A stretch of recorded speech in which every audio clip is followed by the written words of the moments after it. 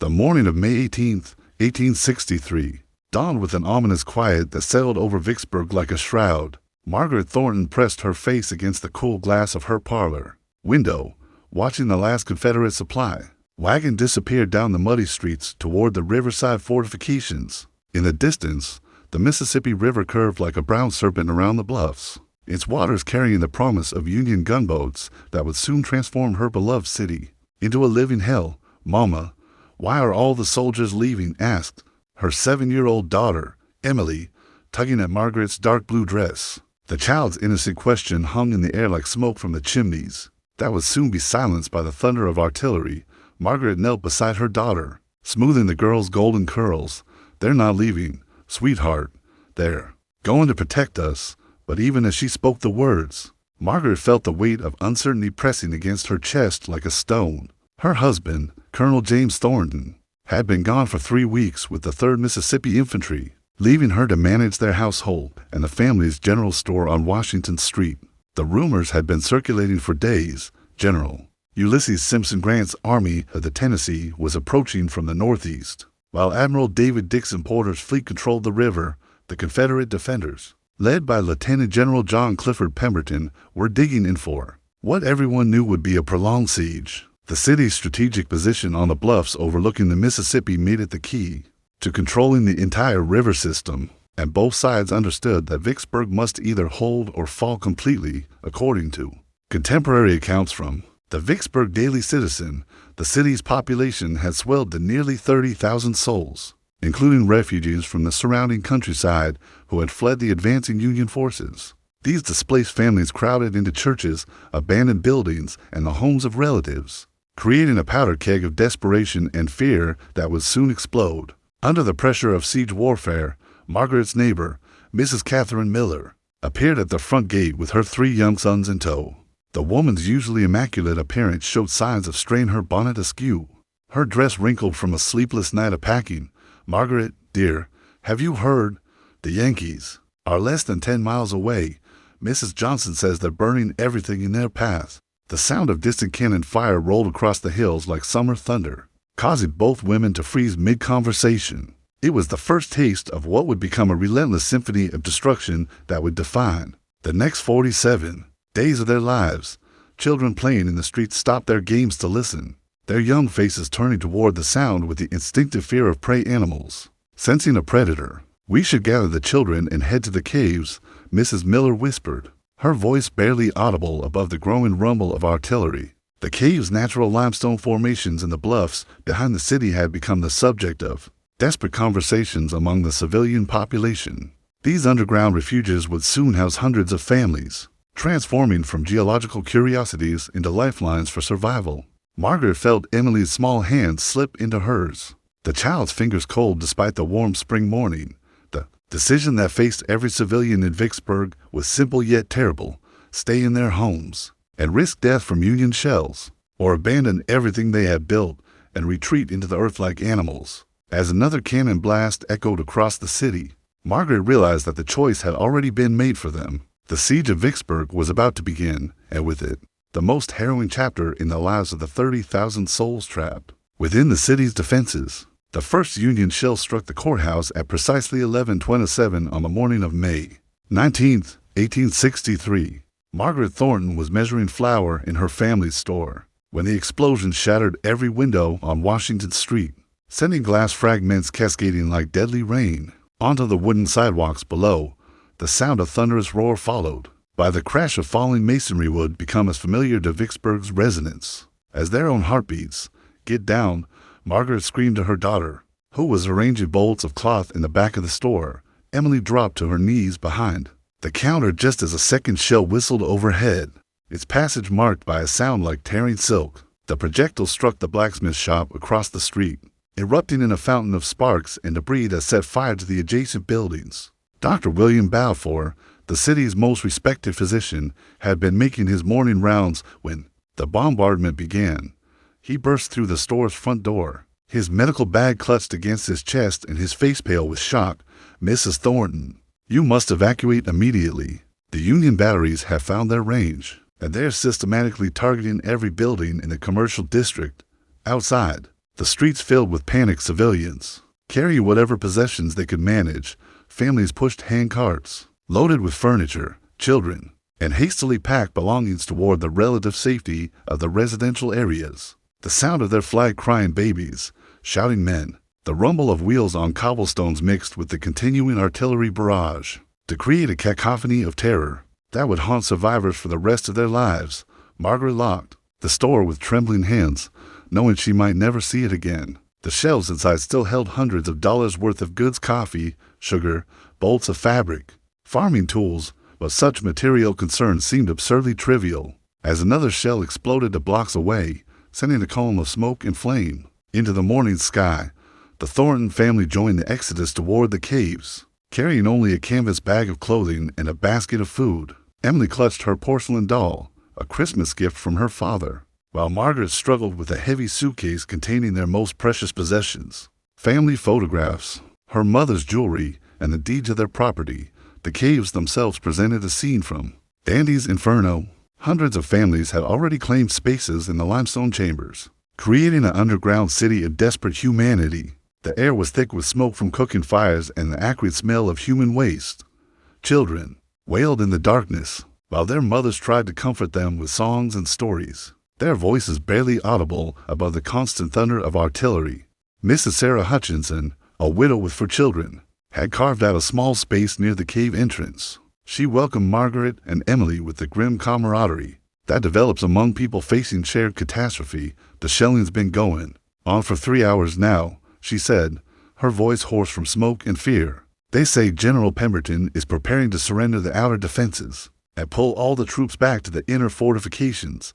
The implications were clear to everyone. Huddled in the caves, the Union forces were tightening their grip on the city, and the bombardment would only intensify as they moved closer to the Confederate positions. The civilians strapped between the two armies had become prisoners in their own city, dependent on rapidly dwindling supplies and the mercy of artillery officers, who showed no inclination toward mercy. As night fell on May 19th, the shelling continued with mechanical precision. Every few minutes, another explosion would rock the caves, showering the refugees with limestone dust and extinguishing their flickering candles. In the suffocating darkness, Margaret held her daughter close and whispered prayers she had learned as a child, seeking comfort in words that seemed powerless against the reality of modern warfare. The siege had begun in earnest, and already it was clear that the real battle would not be fought between armies, but between the human spirit and the grinding, relentless machinery of destruction that had turned their city into a target. By the end of May 1863, the cave system beneath Vicksburg had transformed into a subterranean metropolis of survival. Margaret Thornton marked their 15th day underground by scratching another line into the limestone wall with a piece of broken glass, joining the growing tally that measured their descent into a world without sunlight or hope. The cave that sheltered the Thornton family and 32 other refugees had been carved by nature over thousands of years, but human desperation had reshaped it in just 2 weeks. Blankets hung from rope lines divided the space into family quarters, while cooking fires near the entrance created a perpetual haze that stung the eyes and throat. The smell of unwashed bodies, spoiled food, and human waste had become so overwhelming that newcomers often retched upon entering. "Mama, when can we go home?" Emily asked for the 100th time, her voice barely a whisper. The child had grown thin and pale in the underground gloom, her once bright eyes now dull with the peculiar exhaustion that comes from living in constant fear. Margaret had no answer that wouldn't be a lie, so she simply held her daughter closer and hummed a lullaby that was immediately drowned out by the crash of another artillery shell. The bombardment had become a precise science of terror. The Union batteries fired in patterns, now 3 shells every 10 minutes during daylight hours. Sporadic fire throughout the night to prevent sleep. The psychological effect was devastating. People flinched at every sound, their nerves stretched to the breaking point by weeks of unrelenting stress. Dr. Balfour made his rounds through the caves each morning, carrying a medical bag that contained increasingly meager supplies. Dysentery had broken out among the children, and several elderly refugees had died from the combination of poor sanitation and despair. The doctor's face had aged years in the past 2 weeks, his once confident manner replaced by the hollow-eyed determination of a man fighting a losing battle against circumstances beyond his control. "We're running out of medicine," He confided to Margaret during one of his visits, and the food situation is becoming desperate. The Confederate commissary has been cut off from the city center, and what supplies remain are being reserved for the troops. The hunger was the worst part. The refugees had exhausted their personal food stores within the first week, and foraging expeditions to abandoned homes had yielded diminishing returns. Families shared single meals among 6 or 7 people, and children cried themselves to sleep with empty stomachs. Some of the older boys had begun sneaking out of the caves at night, risking their lives to search for scraps in the ruins of the commercial district. Mrs. Miller, who had initially sought shelter in a different cave system, appeared at their entrance on the morning of June 1st, carrying her youngest son and supporting her elderly mother. Her husband had been killed 3 days earlier when a shell struck the Confederate earthworks, where he had been helping to reinforce the defenses. The widow's grief was compounded by the practical reality that she now had no source of income or support. "They're saying the Yankees are building a tunnel under the 3rd Louisiana Reading," she reported, her voice flat with exhaustion, "planning to blow it up with gunpowder. If that happens, they'll be inside the city within hours." The news spread through the cave system like wildfire, adding a new dimension to their terror. The prospect of Union soldiers fighting through the streets of Vicksburg raised the specter of house-to-house combat, with civilians caught in the crossfire. Some families began discussing surrender, while others spoke of fleeing the city entirely. Though both options seemed equally impossible, Margaret found herself appointed as an unofficial leader among the refugees, her education and natural authority making her the person others turned to for guidance. She organized work details to maintain sanitation, settled disputes over space and resources, and tried to maintain some semblance of normal routine for the children. The responsibility was crushing, but it gave her a sense of purpose that helped hold back the despair that threatened to consume them all. As June began, the cave dwellers faced a terrible realization. They were no longer waiting for the siege to end, but simply trying to survive long enough to see what would emerge from the ruins of their city. The question was no longer whether Vicksburg would fall, but whether any of them would live to see it happen. The morning of June 25th, 1863, brought news that struck the cave dwellers like physical blows. Young Thomas Miller, barely 16 years old, had crawled back from a reconnaissance mission to the city center with reports that made even the strongest men weep. The Confederate lines were collapsing. Food supplies had been exhausted, and desperate soldiers were deserting their posts in growing numbers. Margaret watched Dr. Balfour's hands shake as he examined Mrs. Catherine Stevens, an elderly woman who had been unconscious for 2 days. The lack of proper nutrition and medical supplies had turned minor ailments into death sentences. 3 children had died in the past week alone, their small bodies wrapped in whatever cloth could be spared and buried in shallow graves dug into the cave floor. "We can't continue like this," whispered Mrs. Hutchinson, her voice barely audible above the constant artillery bombardment. "The children are dying, and we're helpless to stop it." Her own youngest son, barely 3 years old, lay listless in her arms, his breathing shallow and labored.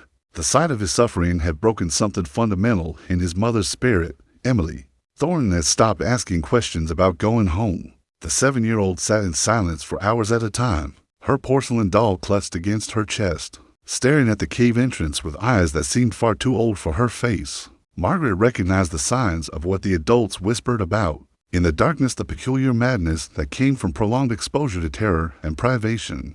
The food situation had become catastrophic. Families were now subsisting on single meals every other day, and those meals consisted of whatever could be foraged from the ruins, grass, tree bark, and the occasional rat that wandered into the caves.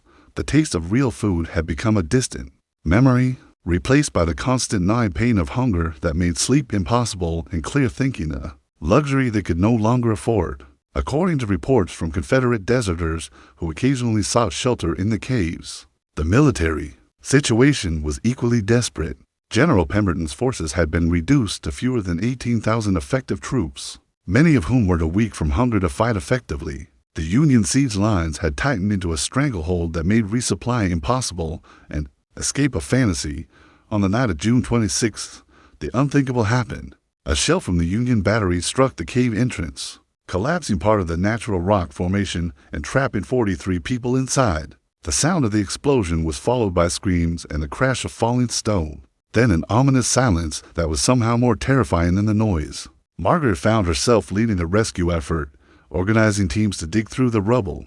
With their bare hands, the work was backbreaking and dangerous, with the constant threat of further cave-ins adding urgency to their desperate efforts. Children, too young to help effectively, still insisted on carrying away handfuls of broken stone, their small faces streaked with tears and limestone dust. After 6 hours of frantic digging, they managed to create a small opening through which the trapped refugees could escape. But the cost was terrible. Mrs. Stevens had been crushed by falling rocks, and 2 of the Miller children had suffered injuries that Dr. Balfour could not properly treat with his limited supplies. The cave that had been their sanctuary now felt like a tomb. The psychological impact of the cave-in was immediate and devastating.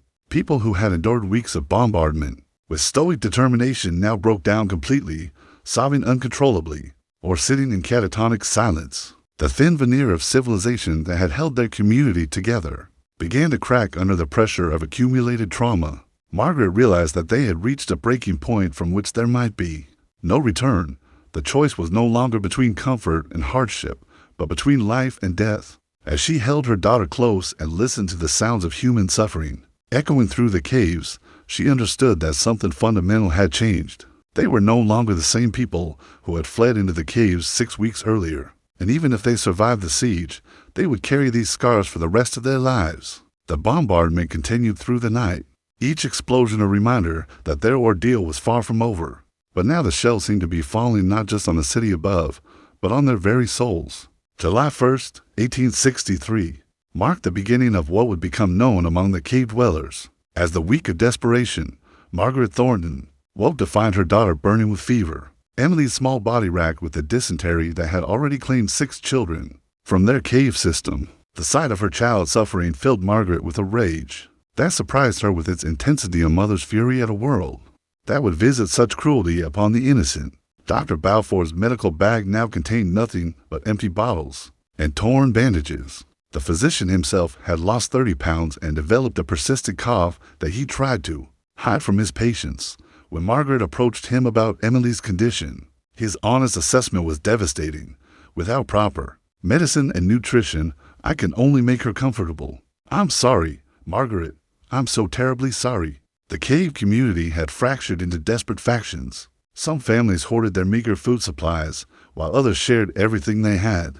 Arguments broke out over water rations, and twice, Margaret had to intervene to prevent physical violence between men driven to the edge of sanity by hunger and fear. The social bonds that had held them together were dissolving under the acid of prolonged suffering. Young Thomas Miller had become the cave's primary scout, risking his life daily to gather intelligence from the ruined city above. His reports painted an increasingly grim picture. The Confederate defenses were crumbling, civilian casualties were mounting, and rumors of surrender were spreading through the remaining population. Like wildfire, the boy's youth had been stripped away by the responsibilities thrust upon him, leaving behind a hollow-eyed veteran who spoke of death with the casual familiarity of an undertaker. The Yankees are tunneling under the Great Redoubt, Thomas reported during one of his evening briefings. Some of the soldiers are saying they're going to blow it up tomorrow or the next day. When that happens, they'll be inside our lines. The implications were clear to everyone.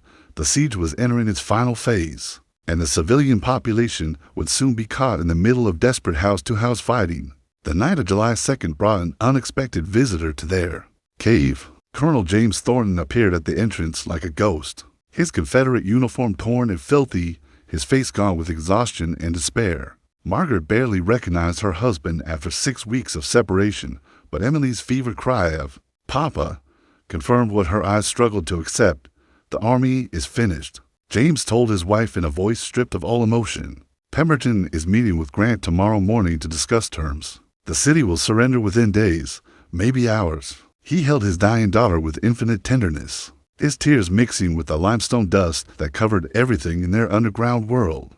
The news of impending surrender sent shockwaves through the cave community. Some refugees wept with relief, while others raged against the perceived betrayal by their military leaders. The prospect of Union occupation raised new fears. Would they be treated as conquered enemies or liberated civilians? Would there be reprisals against those who had supported the Confederacy? The uncertainty was almost as difficult to bear as the siege itself, as reported in post-war accounts by Union soldiers who entered the caves. The condition of Vicksburg's civilian population was far worse than Northern commanders had anticipated. Families that had been prosperous before the war were reduced to begging for scraps, and children who should have been playing in sunlit gardens were dying in underground tombs. The sight of this suffering would haunt many Union veterans for the rest of their lives. Margaret made a decision that night that would define the rest of her life. Rather than wait passively for whatever fate awaited them, she began organizing the cave community for survival beyond the siege. She established committees to inventory their remaining resources,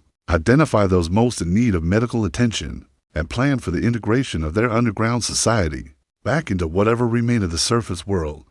The work gave her a sense of purpose that helped her cope with Emily's deteriorating condition.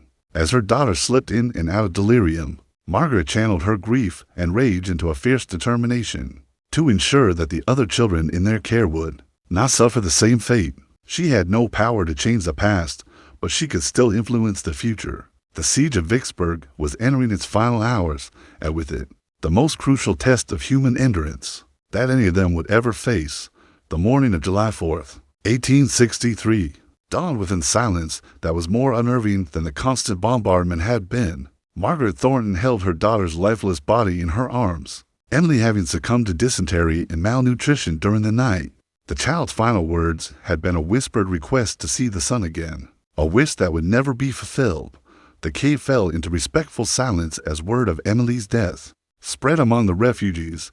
Dr. Balfour, tears streaming down his gaunt face, helped Margaret wrap her daughter in a tattered quilt that had been a wedding gift 20 years earlier. The burial would have to wait. There was no energy left for ceremony, and the living still required every ounce of strength the community could muster. At precisely 10 o'clock that morning, a Confederate bugler played the haunting notes of parley. From the city's fortifications, the sound echoed through the cave system like a funeral dirge, carrying with it the unmistakable message that the siege was finally over. General Pemberton had surrendered Vicksburg and its remaining 29,000 defenders to General Grant, ending 4 to 7 days of hell that had transformed a prosperous river city into a charnel. House. James Thornton stood at the cave entrance, his uniform now bearing the white flag of truce that marked him as a paroled prisoner of war. The terms of surrender were surprisingly generous. Confederate soldiers would be allowed to return to their homes upon giving their parole, not to take up arms again against the United States. For the civilian population, the occupation would be conducted with as much humanity as military necessity allowed. It's over, James announced to the cave community, his voice carrying both relief and infinite sadness. The Yankees are already in the city. They're setting up field hospitals and distributing food to anyone who needs it. The news should have brought joy, but the refugees were too exhausted and traumatized to feel anything but numb acceptance. The first Union soldiers to enter their cave were members of the 8th Wisconsin Infantry, led by a young lieutenant named Robert Morrison. The officer's face went pale when he saw the condition of the refugees' skeletal figures wrapped in rags, children too weak to stand, elderly people who had clearly given up hope of survival. Morrison immediately dispatched runners to bring medical supplies and food, but the sight of what the siege had done to Vicksburg's civilian population would haunt him for the rest of his life. Dr. Balfour worked alongside Union medical personnel to triage the most critical cases. The Federal doctors were shocked by the extent of malnutrition and disease they encountered, and several had to step outside to vomit after seeing the bodies of children who had died from preventable illnesses. The professional camaraderie between physicians transcended the political divisions that had caused the war, creating a brief moment of shared humanity in the midst of conquest. The emergence from the caves was a surreal experience for those who had survived the siege. Vicksburg streets were barely recognizable. Entire blocks had been reduced to rubble, and the courthouse that had once been the pride of the city was now a skeleton of broken walls and twisted metal. The Union Army had established an efficient occupation government, with provost marshals distributing food and medical supplies to the civilian population. Margaret carried Emily's body to the cemetery that had been established in the remains of the city park. The ground was already filled with hundreds of grave soldiers and civilians alike, marked with simple wooden crosses that bore only names and dates. The inscription on Emily's marker read simply, Emily Thornton, age 7, died July 4, 1863. Beloved daughter. The word seemed inadequate to capture the magnitude of the loss, but they were all that remained. As documented in Union Army reports, The civilian casualties from the siege of Vicksburg exceeded 500 dead, with thousands more suffering from diseases and malnutrition that would affect them for years to come. The psychological trauma inflicted on the survivors was incalculable, creating a generation of men, women, and children who would never fully recover from their experiences in the caves. The surrender of Vicksburg marked the effective end of the Confederacy's control over the Mississippi River, fulfilling Abraham Lincoln's strategic vision of cutting the rebellion in half. But for the civilians who had endured 4 to 7 days of hell, the victory and defeat were abstract concepts that paled in comparison to the personal losses they had suffered. Margaret stood in the ruins of her family store, looking at the empty shelves and broken windows that represented the destruction of everything she had built. But she was still alive, still capable of rebuilding, still able to honor her daughter's memory by helping other survivors find their way back to something resembling normal life. 6 months after the surrender, Margaret Thornton stood in the rebuilt cemetery overlooking the Mississippi River, placing fresh flowers on her daughter's grave. The winter of 1863 had been brutal for Vicksburg survivors, but the spring of 1864 brought with it a tentative hope that life might someday return to something approaching normalcy. The city itself bore the scars of the siege like a wounded veteran, while the Union occupation forces had been surprisingly humane in their treatment of the civilian population. The physical destruction was so extensive that entire neighborhoods remained uninhabitable. The Thornton family store had been rebuilt, with lumber donated by northern merchants, but the new building could never replace the memories that had been destroyed. Along with the original structure, Dr. Balfour had established a clinic in the basement of the Methodist Church, treating the lingering effects of the siege on both the physical and mental health of the survivors. His patient records, which would later become invaluable historical documents, documented the full scope of the trauma inflicted on Vicksburg's civilian population. Chronic dysentery, malnutrition-related ailments, and what he termed nervous exhaustion were epidemic among those who had survived the caves. The psychological effects were perhaps the most devastating legacy of the siege. Children who had once played happily in the streets now flinched at loud noises and refused to sleep in enclosed spaces. Adults who had been pillars of their community before the war now struggled with what Dr. Balfour delicately termed melancholia, a condition that modern medicine would recognize as post-traumatic stress disorder. Mrs. Sarah Hutchinson had lost 2 of her 4 children during the siege, but she had channeled her grief into establishing a school for the orphan children of Vicksburg. The one-room schoolhouse, built in the ruins of the old courthouse, served 23 students whose parents had been killed during the bombardment or had died from disease in the aftermath. The sight of these children learning to read and write represented a small victory against the forces of destruction that had nearly consumed their city. Young Thomas Miller had enlisted in the Union Army after the surrender, driven by a combination of economic necessity and a desire to escape the memories that haunted him in Vicksburg. His letters home, preserved in the Miller family archives, provide a unique perspective on how the siege affected even the strongest survivors. "I see the caves in my dreams," he wrote to his mother. "Sometimes I wake up thinking I'm still underground, and I have to walk outside to convince myself that I can see the sky." The economic recovery of Vicksburg was slow and painful. The city's strategic importance as a river port had been its greatest asset before the war, but the conflict had disrupted trade patterns that would take years to reestablish. Many of the wealthy merchant families who had dominated the city's social structure before the siege had been financially ruined by the loss of their investments in Confederate bonds and the destruction of their property. James Thornton had kept his word as a paroled prisoner, never again taking up arms against the United States. Instead, he had thrown himself into the work of rebuilding, serving on the city council and helping to establish the relief committees that distributed food and medical supplies to the most needy survivors. His war diary, discovered after his death in 1898, contained this entry dated July 4th, 1864. Today marks 1 year since the surrender. Emily would have been 8 years old. Margaret and I visited her grave this morning and found flowers left by other families who remember her in this small gesture. I find some comfort that her brief life had meaning beyond our own grief, as documented in post-war census records. Vicksburg's population had fallen by nearly 40% between 1860 and 1870. with many families relocating to other parts of the country to escape the memories of the siege. Those who remained formed a tight-knit community bound together by shared trauma and the determination to rebuild their city on the foundation of their collective suffering. Margaret Thornton lived until 1922, becoming one of the last survivors of the siege. In her final years, she often spoke to newspaper reporters and historians about her experiences, always emphasizing the resilience of the human spirit in the face of unimaginable hardship. Her final interview, conducted just months before her death, contained this reflection. We learned during those 4 to 7 days that civilization is a fragile thing, easily destroyed but difficult to rebuild.